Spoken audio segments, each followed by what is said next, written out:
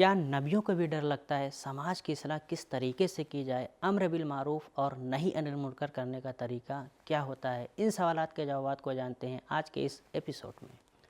اعوذ باللہ من الشیطان الرجیم، بسم اللہ الرحمن الرحیم۔ ناظرین کرام، السلام علیکم۔ سبیل قرآن کے اس تفسیری پروگرام میں ایک بار پھر ہم آپ کو خوش آمدید کہتے ہیں۔ آج ہم سورہ قصص کی 5 آیتوں کی تفسیر کو لے کر حاضر ہوئے ہیں۔ تو آئیے سب سے پہلے آیت نمبر 31 کی تفسیر کو جاننے کے لیے اس کی تلاوت اور ترجمے کو غور سے سنتے ہیں۔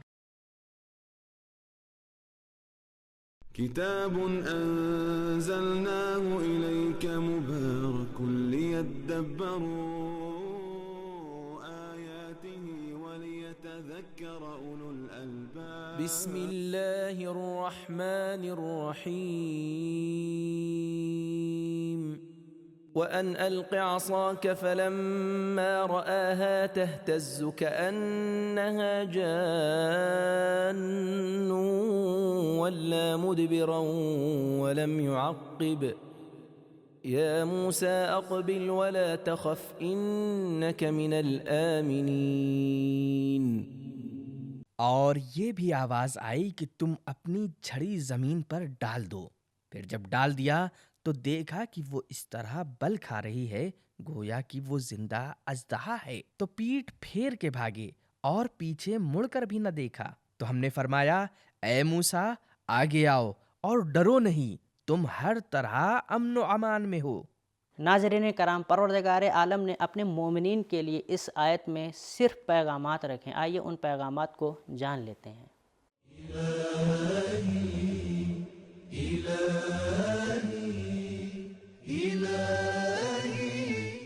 پیغام نمبر 1، اللہ تعالیٰ ہر چیز سے معجزہ پیدا کر سکتا ہے۔ نمبر 2، بڑی ذمہ داریوں کو انجام دینے کے لیے اپنے منصوبوں کی پہلے مشق اور تکرار کرنی چاہیے۔ القی عصاک، حضرت موسیٰ کے لیے ضروری تھا کہ پہلے وہ خود معجزہ دیکھیں اور پھر دوسروں کے سامنے اسے تکرار کریں۔ نمبر 3، انسانی پہلو سے انبیاء بھی تمام انسانوں ہی کی طرح کچھ چیزوں سے ڈرتے تھے۔ ناظرین، ہم نے آیت نمبر 31 کی تفسیر کو جان لیا ہے۔ اب آیت نمبر 32 اور 33 کی تفسیر کو جاننے کے لیے سب سے پہلے اس کی تلاوت اور ترجمے کو غور سے سنتے ہیں۔ اسلک یدک فی جیبک تخرج بیضاء من غیر سوء واضمم الیک جناحک من الرہب فذلك برهانان من ربك إلى فرعون وملئه إنهم كانوا قوما فاسقين قال رب إني قتلت منهم نفسا فأخاف أن يقتلون۔ اپنا ہاتھ گریبان میں ڈالو اور نکال لو، تو سفید براق ہو کر بے عیب نکل آیا، اور خوف کی وجہ سے اپنے بازو اپنی طرف سمیٹ لو تاکہ خوف جاتا رہے۔ غرض یہ دونوں عصا اور ید بیضا تمہارے پروردگار کی طرف سے تمہاری نبوت کی 2 دلیلیں فرعون اور اس کے دربار کے سرداروں کے واسطے ہیں۔ اس میں شک نہیں کہ وہ بدکار لوگ تھے۔ موسیٰ نے عرض کی، پروردگارا، میں نے ان میں سے ایک شخص کو مار ڈالا تھا، تو میں ڈرتا ہوں کہیں اس کے بدلے مجھے نہ مار ڈالیں۔ ہم نے ان آیات کی تلاوت اور ترجمے کو غور سے سن لیا ہے۔ اب اس آیت کے نکات پر بھی روشنی ڈالتے ہیں۔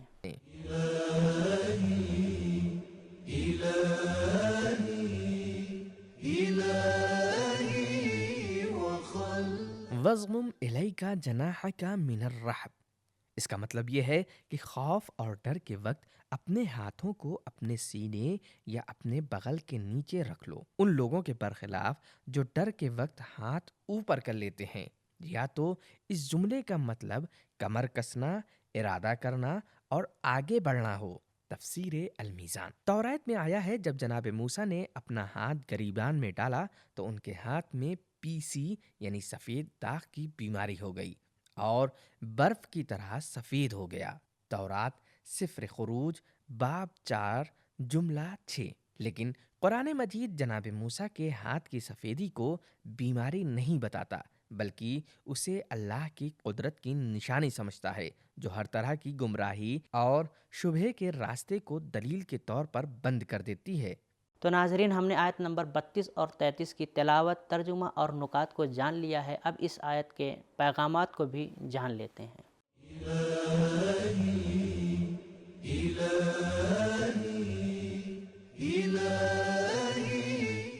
نمبر 1، قہر و غضب کی نشانی کے ساتھ ساتھ لطف و کرم کی نشانی بھی ضروری ہے۔ ڈراونے سانپ کے ساتھ ساتھ ہاتھ کی روشنی بھی ضروری ہے۔ نمبر 2، اللہ کے معجزات کا کوئی نقصان اور برا اثر نہیں ہوتا۔ نمبر 3، تبلیغ اور رہنمائی کے پیچھے الہی اور منطقی حمایت ہونی چاہیے۔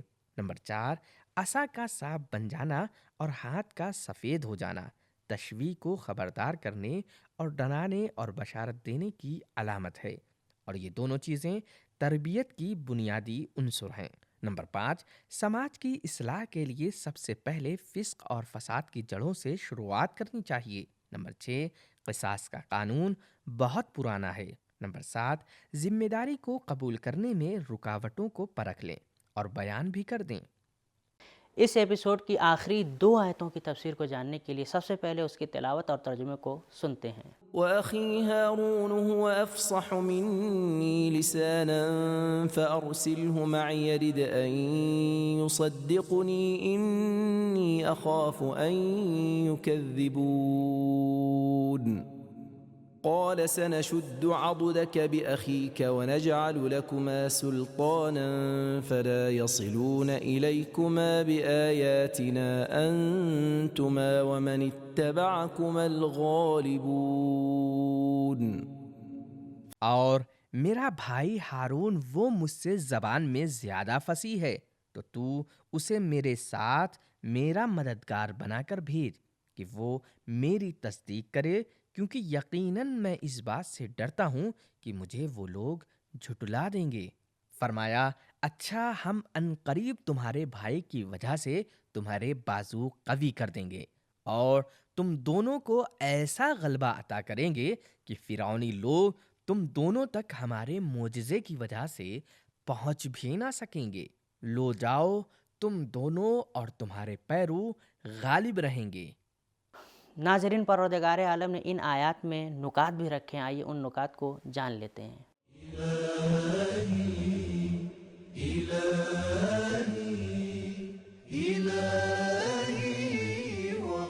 ہارون لغت میں جس کا معنی قاصد یا پہاڑوں میں رہنے والا ہے، جناب موسیٰ کے بڑے بھائی اور بنی اسرائیل کے انبیاء میں سے تھے، اور قرآن مجید میں ان کی تعریف کی گئی ہے۔ حضرت موسیٰ اپنی ذمہ داری کو پورا کرنے میں 2 چیزوں سے ڈر رہے تھے، ایک تو قتل کے قصاص سے اور دوسرے حق کے جھٹلائے جانے سے۔ بڑی ذمہ داریوں کو جس شخص کے سپرد کریں اس کے شخصیت کے تمام گوشوں پر توجہ کر لیں۔ جناب ہارون اگرچہ عمر میں حضرت موسیٰ سے بڑے اور گفتگو میں زیادہ خوش سخن تھے، مگر حضرت موسیٰ اپنی دوسری صفات اور لیاقتوں کی وجہ سے اس کام کو انجام دینے کے ذمہ دار بنے، باوجود اس کے کہ جناب ہارون بھی اللہ کے نبی تھے۔ تبلیغ، رہنمائی، امر بالمعروف اور نہی عن المنکر کرنے کے لیے کبھی کبھی 2 لوگ یا اس سے زیادہ مل کر اقدام کریں۔ امر بالمعروف اور نہی عن المنکر میں اصل چیز اس کا اثر انداز ہونا ہے۔ اگر اشارے کے ذریعے اثر ہوتا ہے تو اشارہ کریں، اگر فریاد کے ذریعے ہوتا ہے تو فریاد کریں، اگر درخواست، مارچ نکالنے، ہڑتال کرنے، اجتماع کرنے، ڈرانے یا شوق دلانے سے ہو تو کریں، اور دل و زبان اور عمل سے فساد کو روکیں، اور اگر تکرار کرنے سے اثر پڑے تو امر بالمعروف اور نہی عن المنکر کی تکرار بھی کریں۔ ناظرین، ان آیات کے نکات کو جان لینے کے بعد اب چلتے ہیں اس آیات کے پیغامات پر بھی روشنی ڈالتے ہیں۔